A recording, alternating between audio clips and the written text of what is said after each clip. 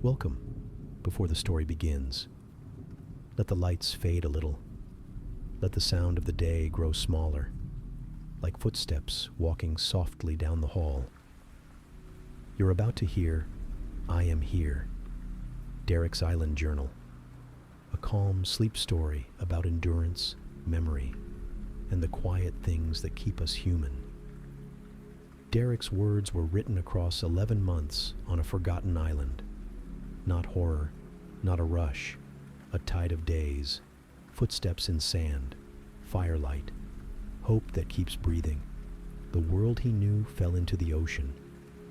What remains is small and human. Water to make, food to find, names to keep. A place that sometimes goes hush. If you're drifting toward sleep, let the words move slow. If you're awake for a while longer, just follow the rhythm. The story will carry you. No sudden sounds. Only weather, memory, and the kind of courage that sounds like staying. Breathe softly. Blink slower. Let the room grow dim around the edges. This is I Am Here, Derrick's Island Journal, a calm sleep story. Derrick will begin now, with the night, the sky that went quiet. The Driftwood Journal. Day 0, the sky went quiet. I used to think the worst part of flying was the waiting, the long corridors, the little cups of water, the way everyone pretends none of us are sharing the same sky. Tonight I learned the worst part is when the sky stops sounding like itself. We were somewhere out over the open Pacific, a steady midnight. I had a window seat and pressed my wrist to the cool of it. The cabin lighting was a hush of blue. Then the plane trembled, not the usual flutter of air, but a deep, tuning fork shiver that ran through the bones of the fuselage and into mine. The lights went white, then too bright, then dim, as if the power remembered a childhood fear. Phones glowed. A baby laughed once, then hiccuped into silence. A strange aurora rose beyond the wing, green, then violet, then a pale sheet like breath on glass. The flight attendant braced, her hand flat to the bulkhead, and said, "Everyone, please." The intercom cut into a small, astonished squeal. Then the world tipped. I'm writing this so I remember it in order, not the way memory wants to tangle it. The wing flexed. A smell like pennies. Static that sounded like dry leaves poured down a roof. People praying in a dozen songs. The pilot's voice. Electromagnetic. Hold, brace, brace. Stars revolving as if the plane had become a bowl of stars. When we hit the water, the impact was not a crash, but a breaking, as though we had returned to something we'd left too soon. The sea swallowed the nose and the fuselage folded, and then there was just cold. The cold was a sentence. I remember unclipping. I remember someone's hand on my elbow, another on my back, pushing. I remember the exit light like a low moon. I remember one breath of air so salty and so good, I wanted to live for it alone. There were 6 of us by dawn, clinging to a piece of the aisle and a door that had learned how to be a raft. The plane sank in a necklace of bubbles. The aurora had gone. The sea looked innocent. We said our names like we were promising to keep them Mara, an oncology nurse. Luis, student at the University of Arizona, majoring in engineering. Hannah, school counselor in Florida. Bishop, retired Coast Guard, though he said retired with a grimace. Sloan, software engineer. Derrick, me, copywriter, poor swimmer, and tired. The sun lifted, and a smudge on the horizon became an island. We looked at it the way lonely people look at house lights from the street. We paddled without speaking, in the rhythm of the waves. A turtle watched us as if we were a rumor. The island was a long, pale shoulder of sand with black rock knees. There were palms and not much else. No houses, no jetty, no noises but water. We came ashore like we were returning to the oldest city in the world. That's how it began. Day 3. In case I forget how to breathe. Salt water dries on the skin and makes a map. We have a camp now. A crescent of shade under a split palm, a fire pit lined with stones that hold their heat after the flames go. Bishop showed us how to dry tinder in a sock and spark it with the plane's little aluminum buckle. He told us the first rule is water, the second is shade, the third is not to tell yourself lies. I keep trying to write them like a prayer. It helps. Sloane and I made a lean-to roof from torn seatbacks and palm fronds, lacing them with headphone cords. She is exacting and careful, and when she's finished, she sits back like someone who doesn't want praise, only proof the thing will hold. Mara talks as she works, little stories of her patience, the way people surprise you when you are holding their pulse. Luis can make anything into a tool.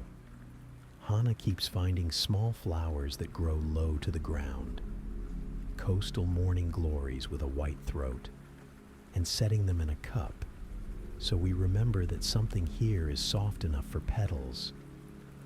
We haven't found a stream. Bishop says there might be a freshwater lens beneath the middle of the island if the rain can rest there, trapped in the coral like a secret. Until then, we boil the ocean and drink what the steam leaves us.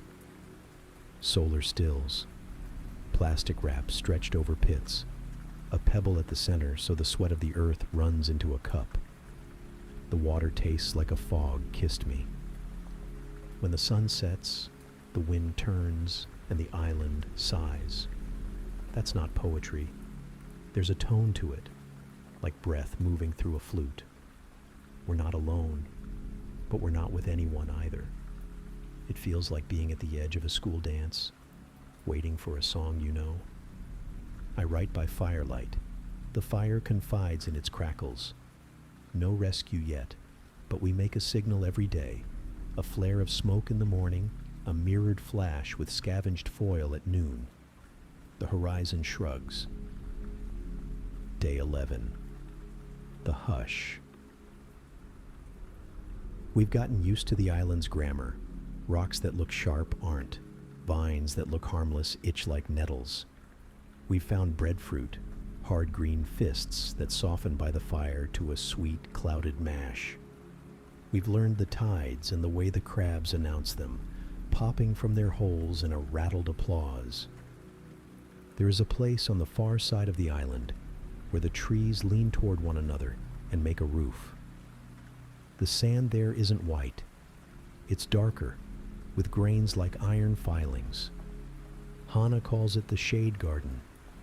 It's beautiful and wrong. You know what I mean? If a song you love is played in a minor key. We heard the first hush there. We were foraging. Mara, Hannah, me. We stepped under the lean of the trees and the sound of the sea dimmed like someone pinched a wick. No birds, no insects, just a thick, listening silence, the kind that makes your ears hum by themselves. Hannah touched my sleeve. "Do you hear?" she began, and then stopped, because there was nothing to point to. We left quickly. When we came back around the point to our camp, the world made sense again. Bishop saw our faces and said, "You found it." "Found what?" I asked. "The place you don't go in weather," he said. "Every island has one." He didn't tell us why. Or maybe he didn't have words for it. Later he said, "Some places collect a kind of gravity. You're not in danger every time you step there. But when the wrong time meets the wrong place, something eats." He left it at that. I didn't sleep well. Day 19, the ledger. We keep a ledger now. Calories in, calories out. How many coconuts? How many fish?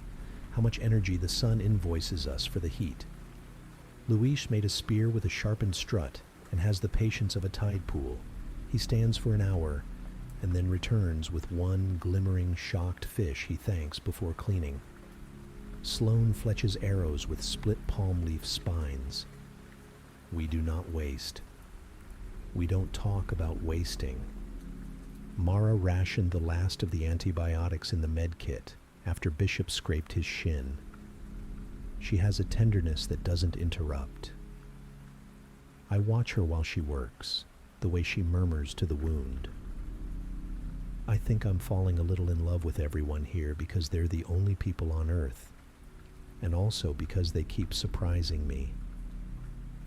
At night we tell stories, the jobs we had, the recipes we knew, the things we bought and forgot in drawers.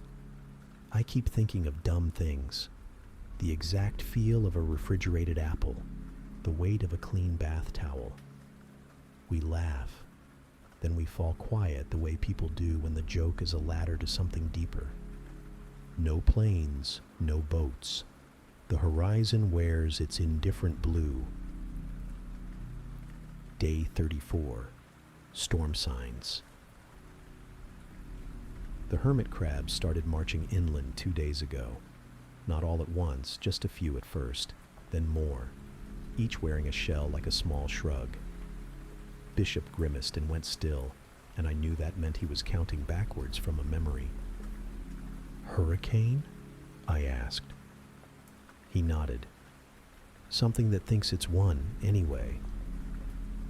We secured the camp. We lashed the lean-to to the trunks. We dug a trench around the fire pit so it would not drown. We built a second wall of fronds to blunt the wind. Above all, we moved the water. Every bottle, every cup, every still. We carried them to the highest ground and buried them to their necks, the way you would if you were hiding children from the sky. The air has been thinking. You can feel it gather itself. The sea looks muscled, like a horse about to bolt. The hush at the shade garden is louder now, which means it is quieter. I wrote this sentence, and it makes sense in my bones if not on the page. We've agreed on 3 words, if any of us gets swept or lost. I am here. We will call them until our throats are paper. We will answer them until the dark gives back our names. Day 36. After. I don't have language for the middle part, just pieces. Wind with hands. Palms going flat like geese. Sand moving sideways. The sky, white, then bruise, then the yellow of old teeth. We lay with our bodies over the water jugs like seals. The rain was not rain. It was gravel. The sea forgot where the beach was and kept walking inland, as if it had business to conclude. We were 5 the next morning. Hannah was missing. Her bracelets were in the sand near the shade garden, a little anklet she'd made from fishing line and a bead. No footprints, no drag marks. The storm had erased all handwriting from the world and left only blank paper. We called the 3 words until our throats were bandaged with silence. We listened for the 4th word, the one we didn't want. Goodbye. It didn't come. It is easier, I tell myself, to be swept by wind than to be taken by something that knows your name. I don't know if it's true. I will write her name here so the page keeps it. Hana Aoyama. She liked the first sip of coffee and the smell of old books. She was frightened of ladders, but not of the deep end. She wrote her students' notes that said, "You are allowed to begin again." The storm left the island rearranged and us with it.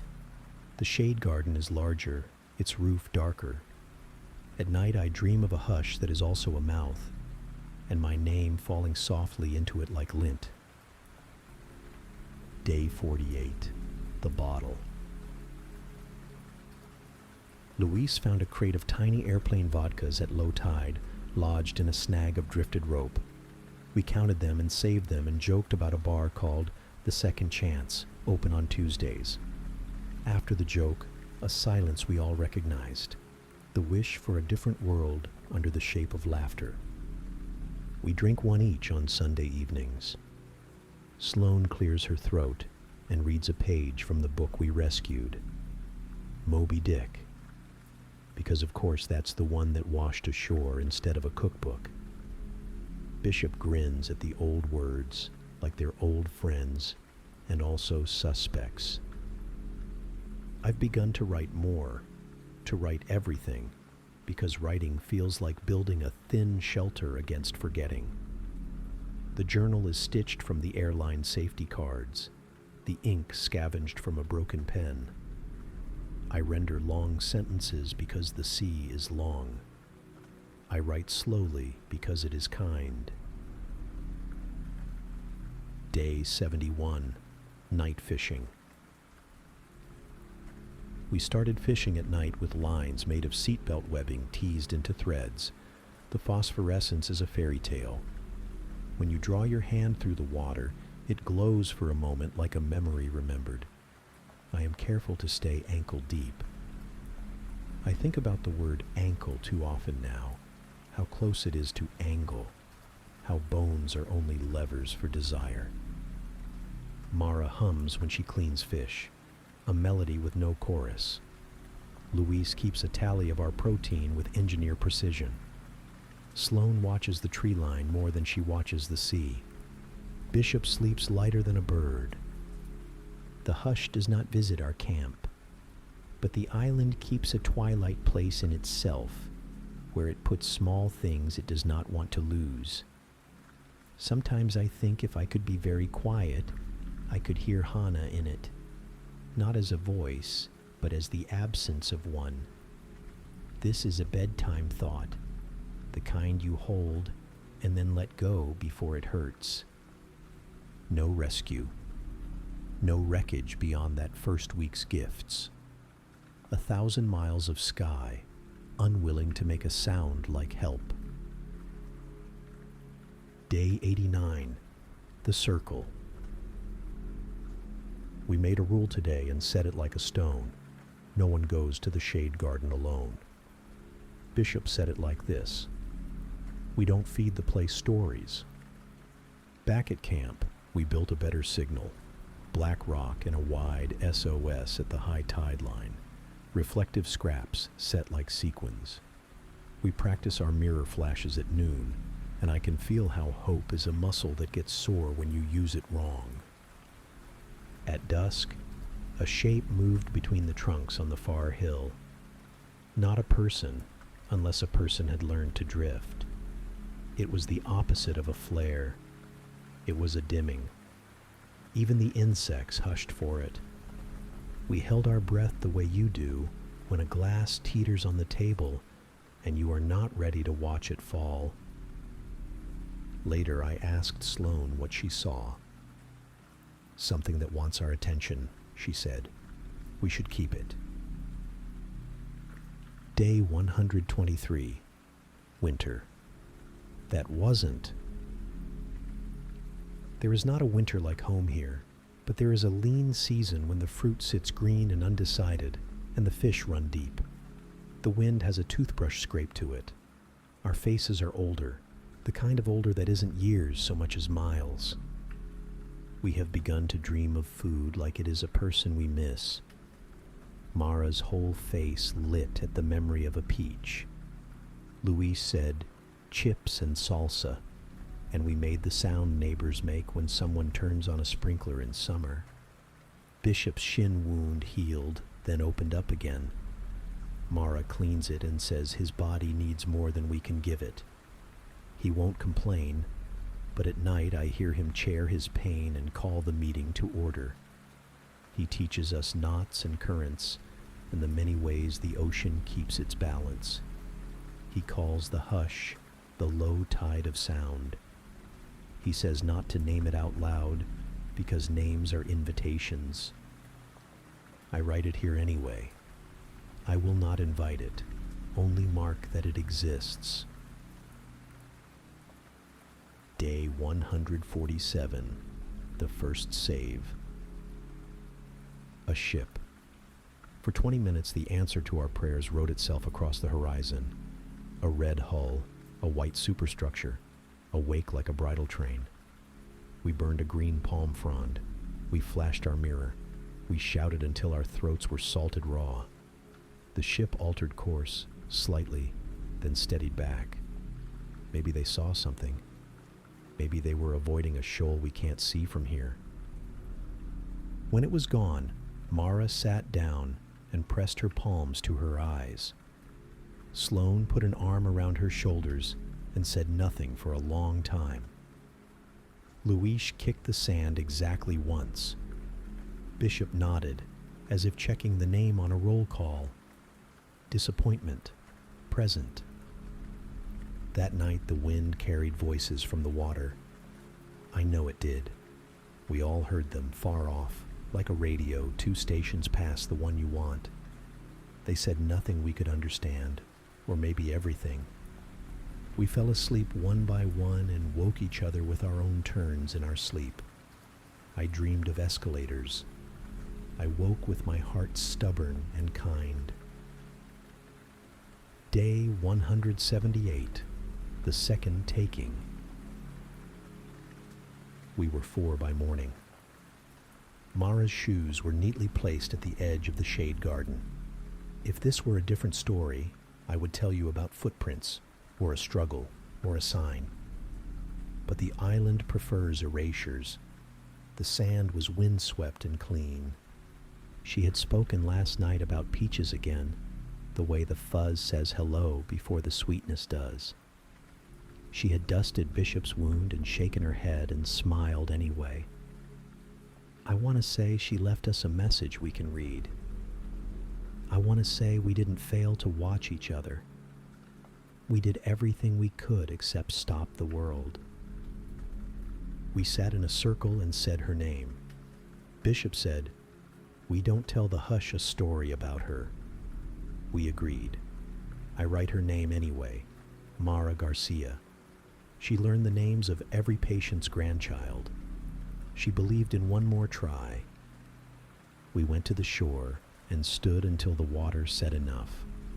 For dinner, we ate breadfruit, and no one thanked the tree. Day 193, the ledger breaks. Bishop can't keep food down. His body is a careful ledger, and the columns are not balancing. He has started forgetting words like bucket, and says, "the little mouth," instead. He sleeps in full sentences that we can't hear. He wakes and apologizes to us for waking. Sloane took me aside and said, "We have to talk about later." I knew what she meant.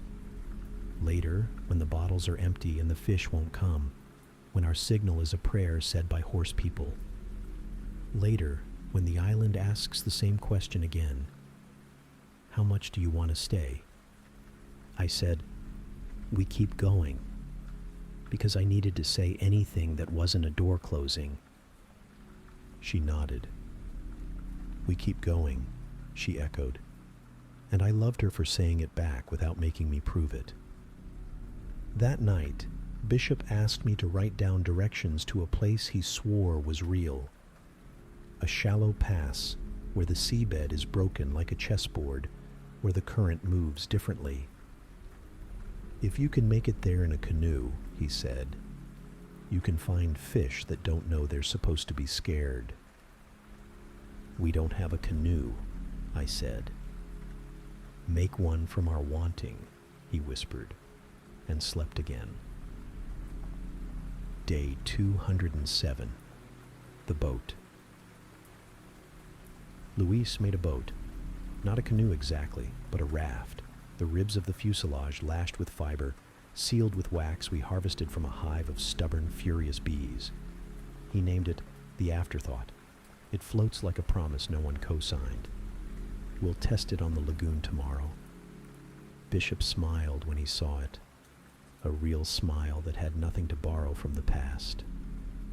Sloane patted Luis's shoulder and said, "You did it." He nodded and looked at the ground, the way you look at the place you were a minute ago. At sunset, the hush reached all the way to our camp and set a hand on the fire. The flames went down without losing their heat, like a bow before a queen. We stood very still and let it pass. It was not a wind. It was the subtraction of one. When it lifted, the grass sounded like grass again. We slept badly. Dreams with wet walls. Day 209. Afterthought. First voyage. We paddled out, Luis and me, along the inside of the reef where the sea is the color of a question. The raft moved more easily than I feared and less than I wanted. We caught 2 fish that did not know they were in a story and returned home with them, triumphant and gentler than we'd been all month. Bishop sat up to eat, and the food stayed. He cried a little without noticing. Sloane squeezed his hand.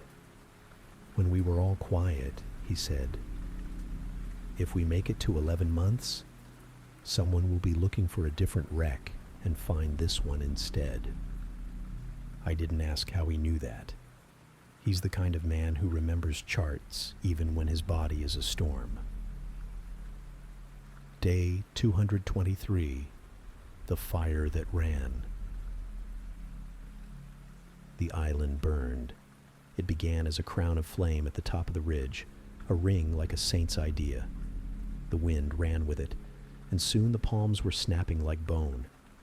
We beat at spot fires with green boughs and kept our water close.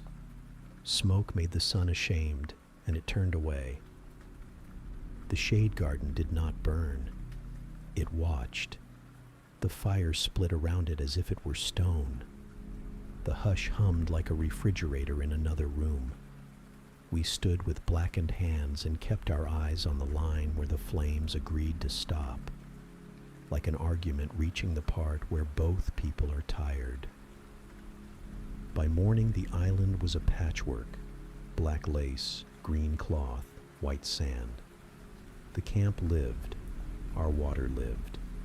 We slept in shifts and woke to the smell of everything having been briefly something else. Luis went to look for unburned fruit. He did not come back before dusk. We found his spear broken near the edge of the shade garden. Its point snapped clean. There were marks in the sand that looked like hands had been dragged, but the direction kept changing when you followed them. The hush was a cathedral. We stood at the door and did not go in. I write him here, Luis Mendoza. He could make a boat from a thought, and a thought from a kindness. His laugh kept hot days from getting their way. We were 3. Day 241, quiet arithmetic. There is a math you don't learn until you have to. Coconuts count themselves, and so do days. The boat counts as 2 people when you carry it, and as half when it holds you. The fire asks for more and gives back less. The hush knows our number. Bishop woke with a clear eye and said, "We should leave a record." He handed me a strip of metal he'd scratched with the point of a hook. Our names, the days, the word alive. We set it in a cairn visible from offshore, in case a ship passes without landing, in case all this needs to be summed up by someone else. Sloane carved an arrow in the sand that pointed toward the lagoon and wrote, "Rescue me," under it. I told her it sounded like a love song. She said, "It is." We smiled in the way people do when the wrong thing is right enough.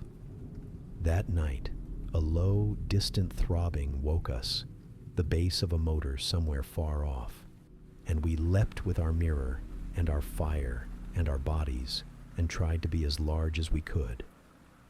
The sound faded like a heartbeat being put to bed. We slept in our clothes, which is to say, we slept inside our waiting. Day 263, Bishop's Tide. He told us in the morning. Today, he said. He meant the part of his life where he could move through it, not just be moved. We made tea from leaves that aren't quite tea and sat with him, and he told us about the first time he saw the ocean from a tower at night, how the sweep of the light was like a metronome teaching the darkness rhythm. Remember to make your water before you're thirsty, he said to me. Remember to rest before you're broken, he said to Sloane. If you hear the hush, don't answer. He fell asleep. Then he did not wake. We put a ring of stones around the place where it happened and wove palm fronds into a sort of roof, not to keep out rain, but to keep in the idea that he should be dry.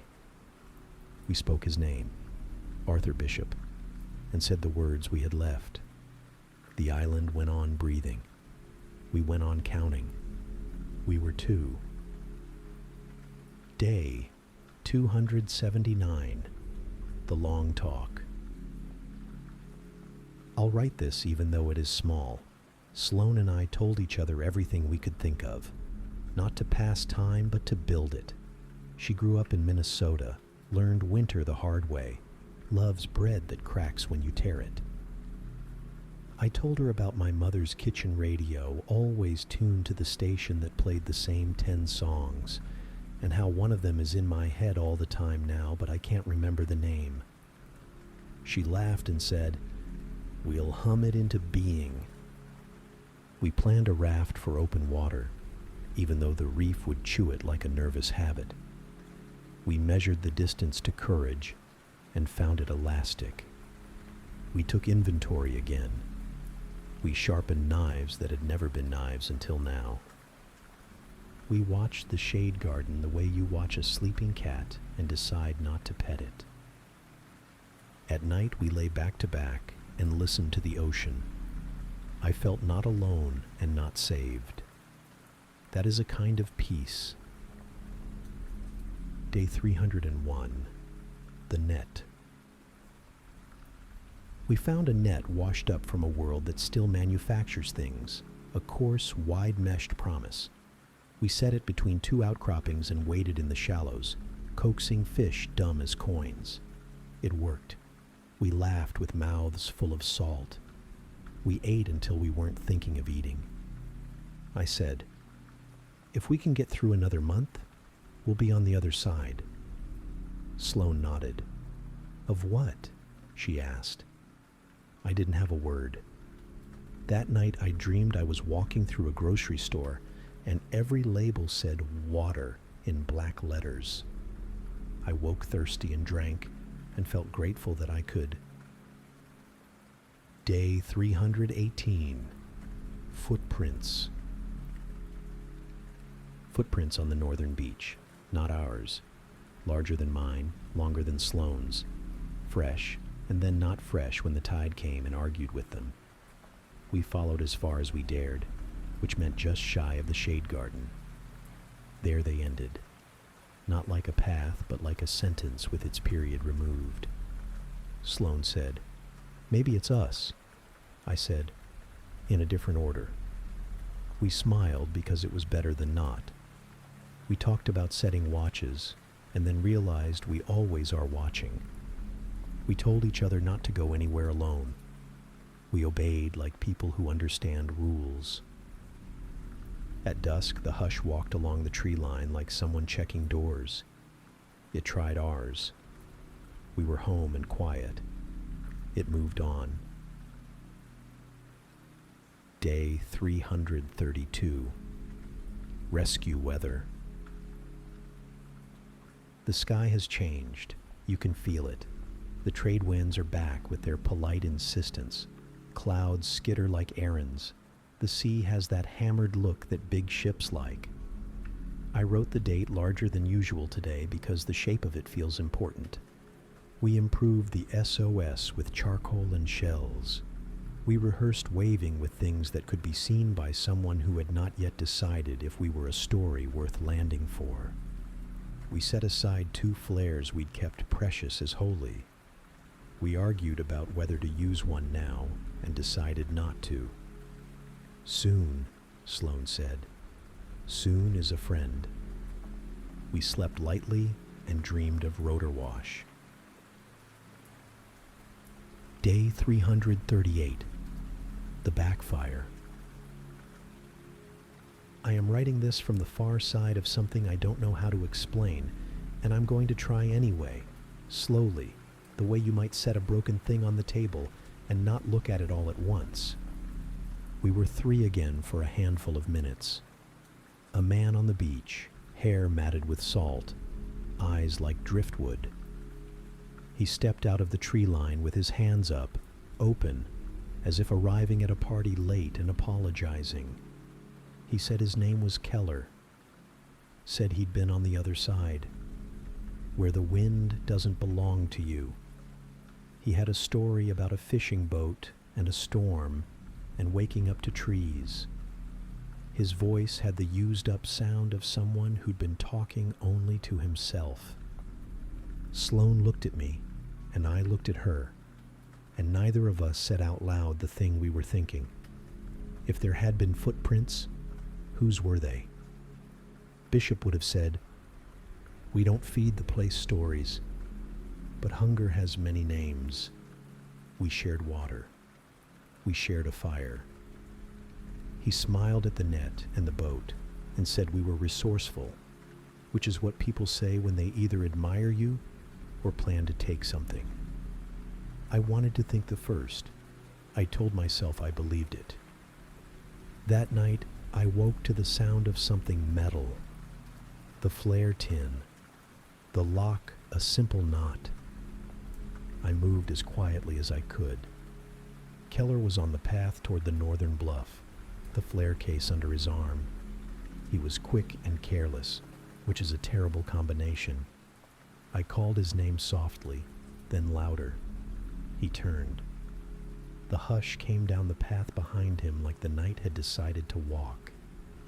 He ran. I followed. Sloane followed me. The ground narrowed where the basalt pinches into a finger of rock. The sea said, "Hush, hush, hush," and the hush said nothing.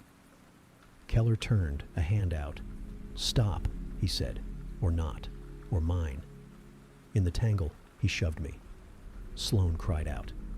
The flare case slipped. It struck a rock and opened. One flare rolled, kissed a spark, bloomed, daylight in a stick. The hush leaned in, curious, as if to smell it. Keller flinched and fell. The flare hissed and died. The hush took him the way low tide takes a sandcastle, as if the shape had been a suggestion, not a fact. Sloane dragged me back by my sleeve. We sat and breathed and did not speak. We did not go after what could not be gone after. I don't know if Keller ever existed anywhere but here, but the bruises on my ribs do. The flare's scorch on the rock does. I will not feed the place a story. I will only feed the page a fact. We are 2 again. Day 343. The almost. Helicopter. At first it was a dream pretending to be a noise. Then it was the noise it was, distinct and beating. A hand knocking on the sky. We leapt. We lit the signal fire that had slept for this. We waved with shirts and mirrors and our whole bodies. The chopper moved like a beetle against the sun and then turned, searching. We had 1 flare left. Sloane held it like a candle for a birthday wish. She said, "Ready?" And I said, "Now." And she fired. Red rose into day like a pure decision. The helicopter swung closer. You could see the underbelly, the door. You could imagine a face looking down. I felt the world tilt toward us for the first time in almost 11 months, like a tray sliding and our names sliding with it to the place where hands would be. Then Sloan yelled my name. Footsteps behind us. Not Keller this time. Another shape from the tree line, moving fast and ugly with intent. Or maybe it was the hush wearing a person, or a person wearing the hush. We never knew. I turned. A flash of something blunt. The world popped like an eardrum. I went to my knees. The flare burned low. The helicopter hovered, circled, lifted. Maybe they saw smoke on the wrong side of the island. Maybe the wind said no. Maybe we were too small inside a big day. Sloan lunged at the figure. There was a struggle like a word you can't pronounce. The hush leaned, interested. The figure went still. Sloan called my name, and the way she said it told me the helicopter had become a dot. The sky unwound the sound of its leaving until there was only the old air again. She crawled to me and held my head the way you hold a bird. "Hey," she said. "Hey, stay." I wanted to. I wanted to stay like a promised meeting on a calendar. "I'm here," I said, the 3 words, the only words. She cried and laughed and said them back. She bound my head with the strip of shirt we'd been saving for a flag. She told me a story about a peach and a ladder in Minnesota snow, and I loved her the way you love a light that doesn't know it's a light. We waited together a long time. Day 344, the longest day. I write this slowly. My head is a tide pool with a cracked basin. Time comes in and sits, then slides away without taking anything. Sloan keeps the fire, keeps the water, keeps watch. She is thinner than a promise. We counted our food again, and then we put the ledger away. It isn't a math people can do anymore. We made a second SOS even bigger. We set stones in an arrow that all the birds would understand if they were pilots. Sloan said, "When they come, we'll make them tea." I said, "We will." She slept for an hour, and I watched the tree line and felt the hush set its hand on my shoulder and lift it away again, as if deciding. I hummed the radio song I can't remember the name of. The melody is not a line, but a circle. You can't finish it. Maybe that's the point. Day 349, the last pages. I dreamed I was in my apartment and all the faucets were on and the water was clear, and I was laughing because I could turn any of them off or on as many times as I wanted, and it would work each time. I woke with my hand reaching for a handle that wasn't there. I laughed a little at the audacity of my mind. Sloan went to the lagoon to check the net. "Back in 15, she said. I nodded. She did not come back in 15. I did not panic in 30. At 40 I stood, and the world buckled, and I sat. At 60 I called the 3 words, softly, without standing. An hour later she came up the beach, slow and listing, her arm black with a Cut's old argument. "It's nothing," she said, and it was something. We cleaned it. We sat. We agreed not to speak about bad math. At dusk we heard the helicopter again, or something like it, a tremor with blades. It stayed far off, a rumor passing through. The hush rose at the same time, and the 2 sounds braided until I couldn't tell which was which, and then neither was there. We slept in turns. I dreamed a grocery store again. Every label said, home dash dash. Day 357, the betrayal. I have to write it. The last hard thing. We had been two for so long it felt like a number that couldn't be divided again. Then the island taught us it could. Sloane found a cache in a carved-out hollow behind the basalt, a little treasure of Keller's, or of someone else. The last protein bars on Earth, a dry lighter, a knife that did not flex. The look on her face when she carried them to camp, like a child bringing a found egg. We held the things like relics. We agreed to save them for the day of the helicopter, for the day Hope had something to chew. Night fell. Wind rose. The hush pressed its ear to the ground like a detective. We slept badly. In the hour before dawn, when the air is thinnest, I woke to the sound of the lighter, the click, the prayer of flame, the smell of sugar. She was crouched by the fire, the bar half-eaten. She looked at me as if I were a mirror catching her, and there it was, something feral after so many careful days. "I'm sorry," she said, and then, "I can't." I felt a hot, dumb anger like a second sun. Then I felt the shame of the anger, as if I were mad at a drowning person for grabbing the same plank. We argued in the whisper voices of people under siege. She said words that were all corners: mine, need, now. I said words that were all ropes: us, wait, together. She stood and I reached without meaning to. She pulled away and stumbled. The knife flashed, and in the scramble I felt the hot, wet thud of something's success. Mine. The view tilted. I saw the sky in a slice between leaves. We froze the way people do when a plate crashes and you decide not to reach for it yet. Her eyes were a harbor in a storm. "Derrick," she said.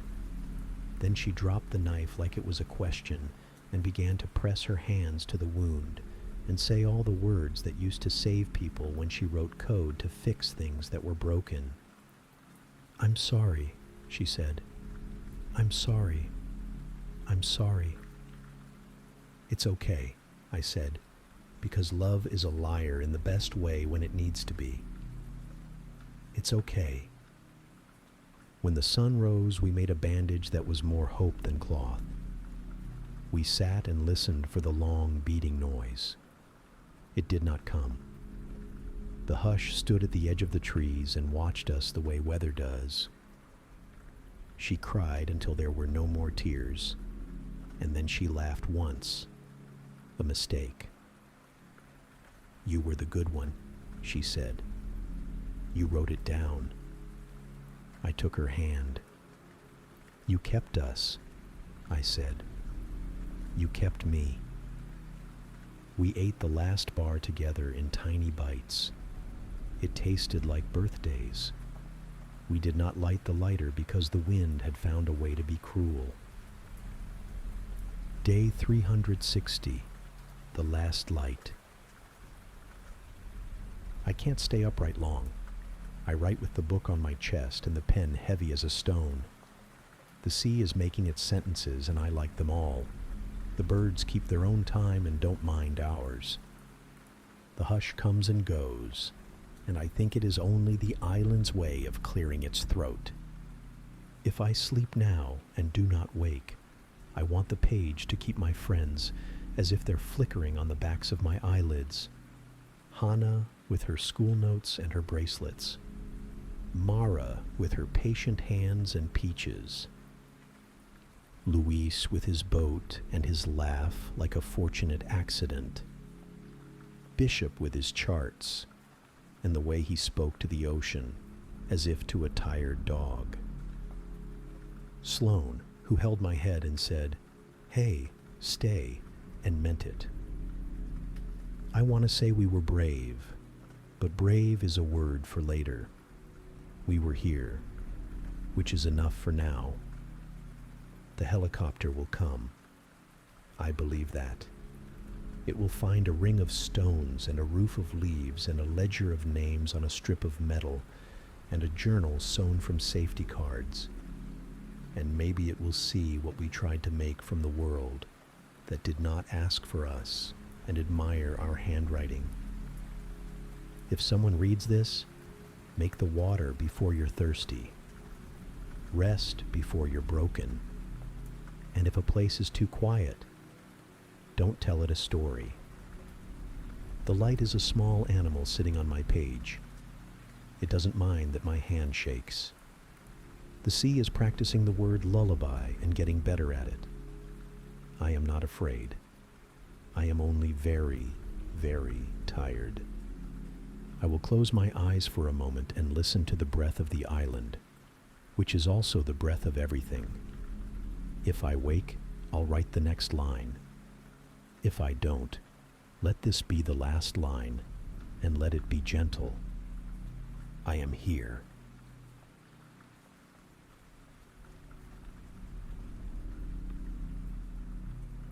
The island sleeps. Derrick's words have drifted into the sea, and the waves will carry them wherever dreams decide to rest. If this story kept you company tonight, let the last line echo once more. I am here.